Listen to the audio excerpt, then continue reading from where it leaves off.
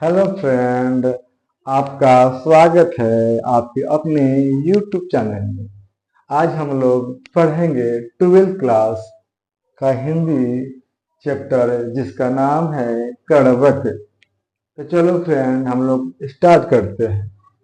कड़वक जिसके राइटर होते हैं मलिक मोहम्मद जायसी। इन्हें प्रेम के तीर के कवि के रूप में हम लोग जानते हैं। तो सबसे पहले हम यह जानेंगे कि कोई भी चैप्टर पढ़ने से पहले उस लेखक का परिचय जानते हैं, क्योंकि यह चैप्टर ऑब्जेक्टिव में पूछ देता है। इसीलिए थोड़ा हम लेखक के बारे में हम कुछ जानते हैं। तो सबसे पहले हम जानेंगे इस लेखक का जन्म। क्या जानेंगे? इस लेखक का जन्म। तो इस लेखक का जन्म हुआ 1492 यानी 15वीं शताब्दी के अंतर्गत इनका जन्म माना जाता है। अब जन्म जान गए, अब इसके बाद निधन भी जानेंगे हम, इनकी मृत्यु कब हुई। तो इनका मृत्यु होता है 1548 में इनका मृत्यु होता है, जो कि एक अनुमानित है। क्या है? अनुमानित है, पूरा कंफर्म नहीं है। इसी को हम लोग मानते आ गए हैं। अब इनका हम निवास स्थान जानेंगे। क्या जानेंगे हम? इनका हम निवास स्थान जानेंगे। तो इनका निवास स्थान जानेंगे हम। इनका है जायस। कहाँ है? जायस में इनका जन्म हुआ, जो अमेठी उत्तर प्रदेश में पड़ता है। कहाँ पड़ता है? अमेठी के उत्तर प्रदेश में इनका जन्म हुआ है। अब इनके पिताजी के बारे में भी जानेंगे कि बच्चों। तो देखिए, इनके पिता थे शेख मलिक शेख ममरेज। क्या थे? इनके पिता का क्या नाम था? मलिक शेख ममरेज। ठीक है। अब इसके बाद हम इनके गुरु का नाम जानेंगे। क्या जानेंगे? गुरु का नाम जानेंगे। तो गुरु का नाम है सूफी संत शेख मोहिदी। सूफी संत शेख मोहिदी। और एक और गुरु थे इनका, जिनका नाम है सैयद अशरफ जहांगीर। ये तो अब इनका गुरु हो गया। अब इनके कुछ व्यक्तित्व की हम चर्चा करेंगे। क्या करेंगे? इनके हम कुछ व्यक्तित्व का चर्चा करेंगे। इनका जो व्यक्तित्व है, इन्हें एक बचपन में चेचक नामक की बीमारी हो जाती है। क्या हो जाता है? बचपन में इनका एक चेचक नामक बीमारी हो जाता है। जिन बीमारी का इनका रूप रंगहीन हो जाता है। क्या हो जाता है? इनका रूप रंगहीन हो जाता है। और एगो बाई आंख हो न और कान, बाई आंख और कान से वंचित हो जाते हैं, जिन कारण इनका रूप क्या हो जाता है? रूप इनका अच्छा नहीं रहता है। अब इनके कुछ कविता लिखे हैं। क्या क्या कविता लिखे हैं? कि इनके कुछ कृतियां भी हैं। अब क्या कृतियां है? तो कृतियां में सबसे पहले जानेंगे हम क्या? इनकी कृति है पद्मावत। क्या है? पद्मावत। उसके बाद क्या है? बहुत सारा लिखे हैं। उसके बाद क्या है? आदर्शवाद, आखिरी कलाम, चित्रलेखा, तोहरनामा। बहुत सारा कविता इन्होंने क्या किया है? लिखा है। ठीक है। और उसके बाद अब हम आगे इनके अब कविता के बारे में अब जानेंगे। ये तो आपका हो गया लेखक परिचय। आप लोग इसको क्या कीजिएगा? 1 से 2 हाली इसको आप पढ़ लीजिएगा, जिससे आपका ऑब्जेक्टिव में कोई क्वेश्चन से नहीं छूटेगा। हो गया? चलिए, आपने अभी तो लेखक परिचय देख लिया। अब आते हैं हम लोग अब कविता के बारे में पढ़ेंगे। और ये भी कविता आपकी अपनी भाषा में, आपकी अपनी लैंग्वेज में हम लोग पढ़ेंगे। अब क्या पढ़ेंगे? अब आइए देखिए, कवि क्या कहते हैं, एक नैन, कवि कहते हैं एक नैन कवि मोहम्मद गुनी, एक नैन कवि मोहम्मद गुनी, असुई बिमुहा जुही कवि सुनी। कवि कह रहे हैं ये कवि का एक नयन है, कवि का एक नयन है, तब भी वो क्या है, तभी ये गुणी है, यानी गुणवान है। इसके बाद कह रहे हैं सोई विमुहा, सोई विमुहा जो ही कवि सुनी।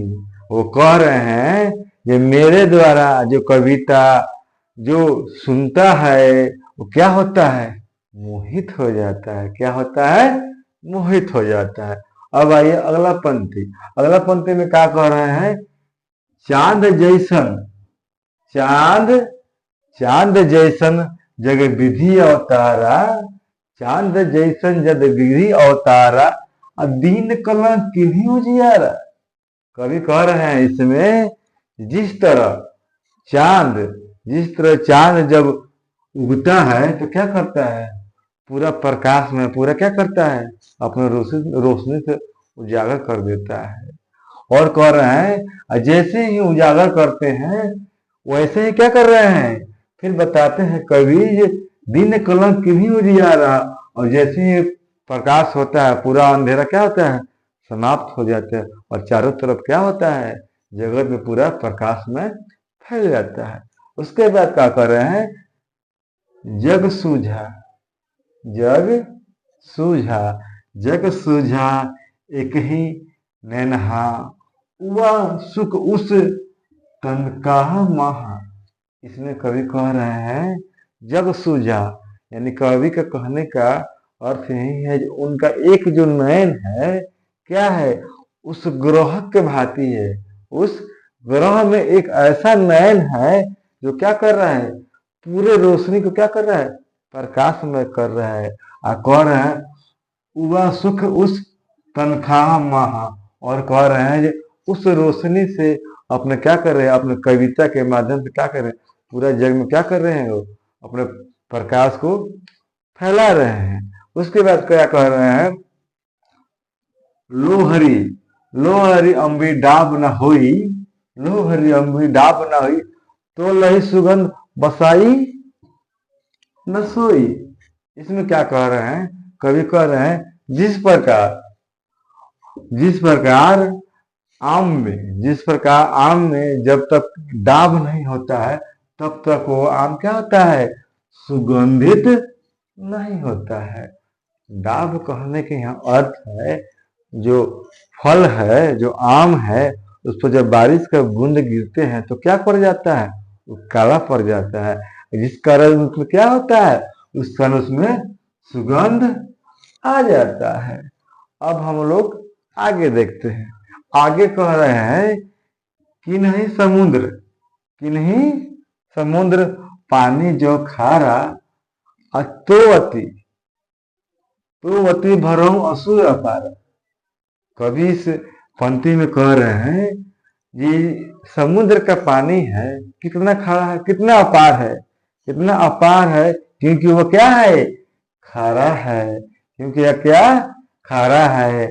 अतो हरी असुर अपार है, क्योंकि क्या है, समुद्र का पानी क्या है, बहुत अपार है, क्या है, बहुत आवश्यकता से ज्यादा है, क्योंकि उसमें क्या है, उसका कोई कोई मोल नहीं है। क्या है, वो अपार है।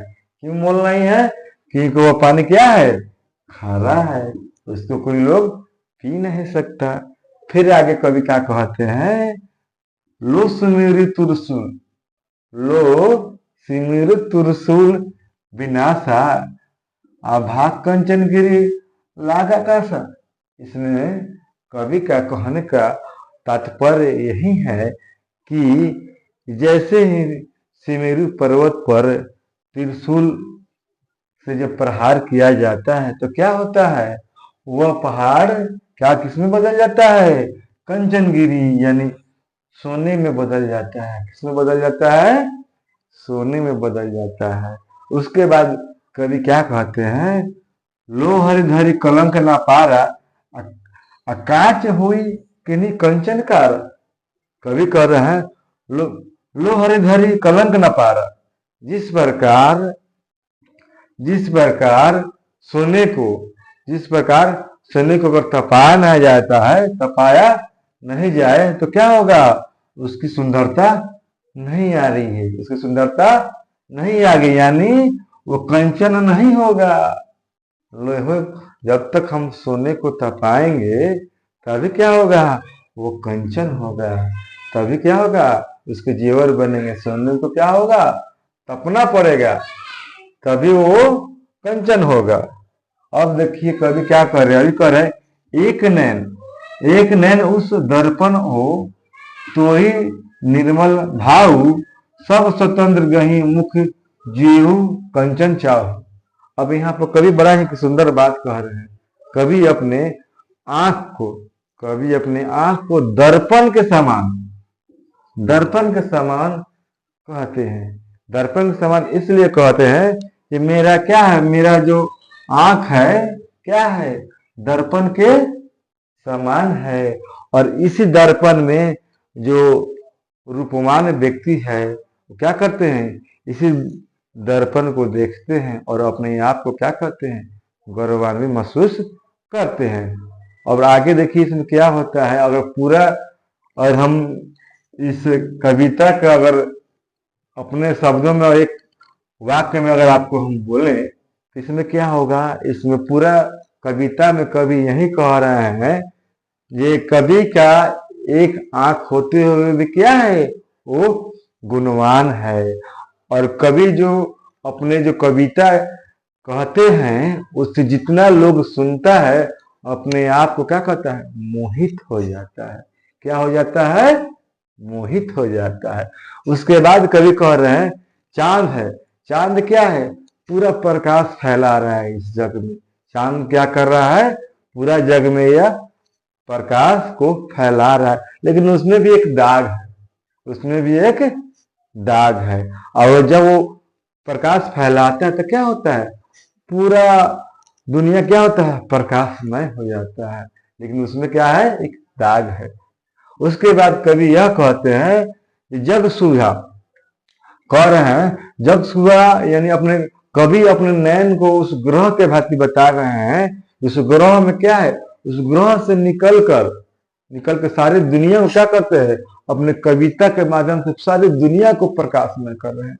जिस प्रकार चांद सारी दुनिया को प्रकाशमय कर रहा है, ठीक उसी प्रकार कभी एक नैन होते हुए भी क्या कर रहे हैं, पूरी दुनिया को प्रकाशमय कर रहे हैं। उसके बाद क्या कर रहे हैं, उसके बाद कवि का आगे कह रहे हैं कि जो आम होता है, जो फल है, उस फल में क्या होता है, उस फल में आम का जो बूंद होता है, जो बारिश का जो बूंद होता है उस पर पड़ता है तो क्या होता है, वो फल सुगंधित होता है। क्या होता है, फल सुगंधित होता है। उसके बाद कवि आगे कह रहे हैं जब तक सुमेरु पर्वत में अगर त्रिशूल का प्रहार नहीं हुआ, वो पर्वत त्रिशूल का प्रहार नहीं सहा, तब तक क्या हुआ, वो पर्वत ही रहा। जैसे ही त्रिशूल का प्रहार क्या हुआ, वो सहन किया, तो क्या हुआ, वो पहाड़ पूरा सोने का हो गया। यानी कहने का तात्पर्य यही है,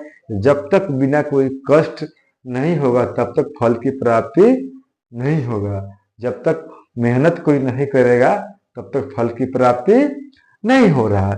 फिर आगे कवि कह रहे हैं जो उनके पास, आगे कह रहे हैं कवि जो नहीं अगर सोने को आग में नहीं तपाया जाए, कवि कह रहे हैं सोने को आग में नहीं तपाया जाए तो सोना नहीं होगा। उसको आभूषण बनने के लिए क्या होता है, आग में तपना होता है। तो वही कवि कह रहे हैं जो आभूषण को बनाने के लिए भी आग में तपना पड़ेगा, तब वो सोने का क्या होगा, महत्व बढ़ेगा। उसके बाद कवि कह रहे हैं कवि ने अपने एक आंख को दर्पण के समान कहा है। कवि ने अपने एक आंख को दर्पण के समान कहा है। और क्या कहा है, इस दर्पण को यानी उस चेहरे रूपी दर्पण को जितने भी रूपवान और गुणवान व्यक्ति है उनको देखने आते हैं, और देखने के बाद क्या होते हैं, प्रसन्न होते हैं और क्या होते हैं, अपना रूप का क्या करते हैं, हो गया। चलिए अब हम आपको कड़बक के दूसरे भाग के कविता को हम अब पढ़ेंगे। अब देखिए दूसरे भाग में कविता जो मलिक मोहम्मद जायसी हैं वो क्या कह रहे हैं, कह रहे हैं मोहम्मद यही जोरू सुनावा, सुना जो प्रेम पीर को पावा। इसमें मलिक मोहम्मद जायसी कहते हैं जो जो मैं कविता सुना रहा हूँ, जो मैं कविता सुना रहा हूँ, और जो सुन रहा है वो सुन के क्या कर रहा है, प्रेम पीर को पा रहा है।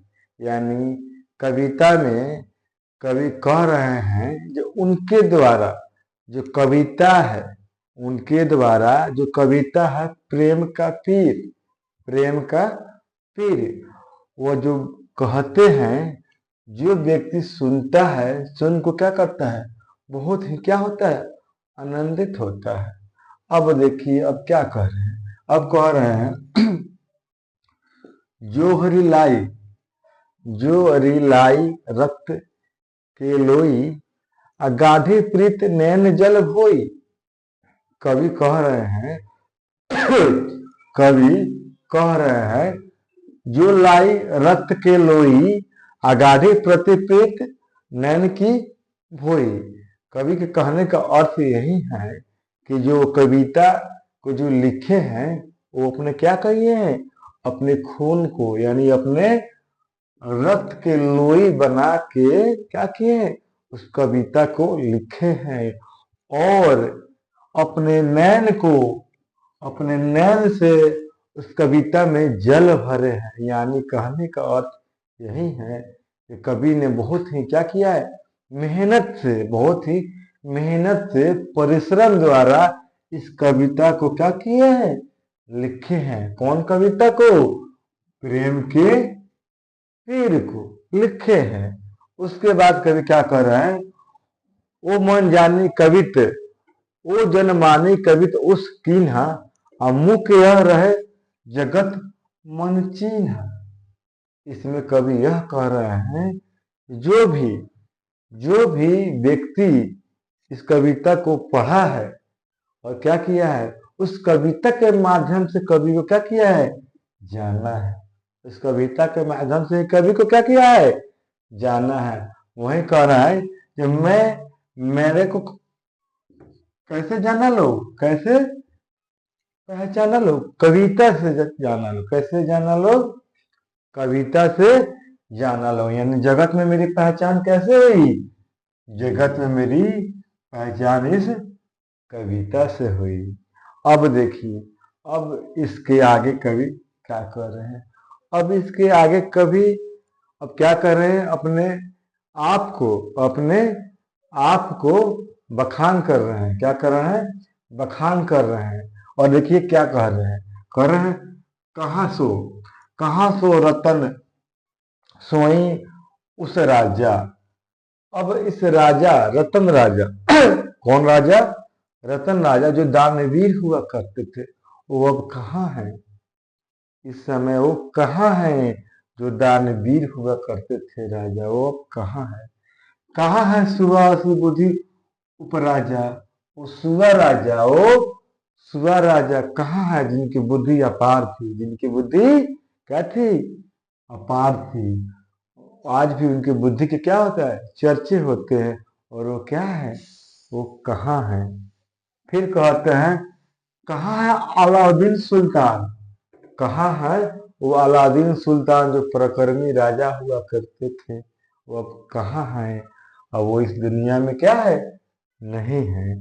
उसके बाद कवि कह रहे हैं कहाँ राधा जुई किन्हु बखानो, कहाँ है राधे राजा जिनकी क्या होता है, गुण का लोग बखान कर रहा है। फिर कह रहे हैं कहाँ स्वरूप पद्मावती रानी, कोई न राज जग में रही कहानी। अब कविता के माध्यम से कवि पद्मावती रानी को सुंदरता का बखान करते हुए कहते हैं, कहाँ है पांचों लोग, कहाँ है, कोई नहीं रहा इस धरती में, बस उनकी किए गए काम की क्या है, कृति आज जग में है, वही जग में चर्चा हो रहा है। और कह रहे हैं धनुष पुरुष, अब क्या कर रहे हैं कवि, धनुष पुरुष जस कीनु जासु, अब फूल मरे सो मरे न बस। कवि कह रहे हैं जो व्यक्ति किससे धनी होता है, अपने गुण से धनी होता है। किससे धनी होता है, वो अपने गुण से क्या होता है, धनी होता है। और कह रहे हैं फूल मरे, फूल मुरझा जाता है लेकिन उसका सुगंध कभी कम नहीं होता है। फिर कह रहे हैं कोई न रहा जगत में, कोई न जगत जस बेचा, कोई न लिया तस मोल। कहने का मतलब कह रहा है इस जगत में, इस धरती पे कोई न रहा, न किसी का जो मेहनत किया है, क्या कह रहा है, मेहनत का जो तप किया है, जो ज्ञान है, उसका न कोई मोल, कोई भी व्यक्ति आज तक मोल नहीं लगा पाया है। फिर कह रहे हैं जो यह पढ़े कहानी हम सवेरे दुई बोल। और जो व्यक्ति ये कहानी कह रहा है, सुन रहा है, मेरे द्वारा जो कविता कहा गया है, जो भी सुन रहा है, सुन को क्या कह रहा है, हमको एक बार जरूर याद कर रहा है। हमको क्या कर रहा है, हमको याद कर रहा है। तो इस कविता के माध्यम से कवि क्या बोल रहे हैं, इस कविता के माध्यम से अगर हम देखें आपकी अपनी भाषा में क्या बोलते हैं, इस कहते हैं जे मोहम्मद क्या थे, मोहम्मद गुणवान थे। क्या थे, गुणवान थे। और ये जो भी अपने द्वारा जो कविता इन्होंने लिखा है उसमें क्या हुआ है, प्रेम पीर का पावा। लोग क्या रहे, जो सुन रहा है और क्या हो रहा है, प्रेम पीर को पा रहा है। उसके बाद लिखते हैं कविता के माध्यम से कवि ने अपने मेहनत को दिखाया है और कहते हैं जो अपने रक्त की लोई बनाकर और आंसू से जल निकाल कर क्या कर रहे हैं, इस कविता को मैंने लिखा है, यानी अपने परिश्रम को, यानी अपने मेहनत का गुणगान कर रहे हैं। उसके बाद कवि कहते हैं, कवि ने 5 महापुरुषों को क्या किया है, उदाहरण देकर, उनकी कृति की बखान देकर क्या किया है, बताया है कि जग में कोई नहीं रहा।